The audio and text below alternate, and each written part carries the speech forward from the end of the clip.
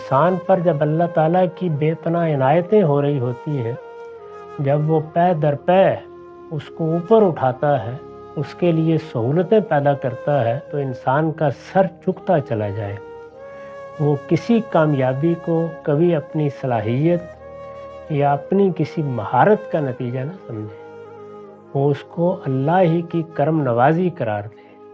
اس کے گرد و پیش میں اس کی نگاہ کبھی حقارت کے ساتھ نہ اٹھے، وہ لوگوں کو ساتھ لے کر چلنے والا ہو، ان کو دھتکارنے والا نہ بن جائے۔ اسی کو اللہ کے پیغمبر نے بیان کیا کہ جب کسی انسان کے ساتھ کسی حق کی طرف توجہ دلاتے ہوئے اس رویے سے سابقہ پیش آ جائے کہ بات کرنا مشکل ہو جائے، تو اس کا مطلب یہ ہے کہ استکبار نے اپنی جڑ پکڑ لی ہے، اور جب اس کے لب و لہجے میں اور اس کے طرز عمل میں دوسروں کے لیے حقارت آ جائے، تو یہ سمجھ لیجئے کہ وہ اپنی بربادی کا اہتمام کر رہا ہے۔ اللہ کی نعمتیں حاصل ہوتی ہیں تو اس میں شکر گزاری کس طریقے سے انسان کے لب و لہجے سے، اس کے رویے سے، اس کے طرز عمل سے ظاہر ہونی چاہیے۔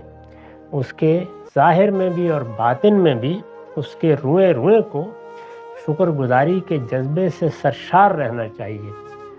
اللہ تعالیٰ نے نعمتیں دے کر اس رویے کی انسان سے توقع کی ہے۔ ہدایت انہی کو نصیب ہوگی جو عقل و بصیرت سے کام لیں گے، اور جو ہدایت ان کے اندر ودیت کی گئی ہے اس کی قدر کریں گے۔ اس کی قدر کرے گا تو اور ملے گی، قدر کرے گا تو اور ملے گی۔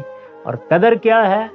اس کی شکر گزاری، گریز و فرار کے طریقے چھوڑ کر اس کے سامنے سر جھکانا، اپنی ساری چیزوں کو اسی کی عنایت سمجھنا، اپنے آپ کو لوگوں کے سامنے تواضع کے ساتھ پیش کرنا، کبھی ادنا درجے میں بھی یہ خیال نہ کرنا کہ میں کسی کی تحقیر کروں۔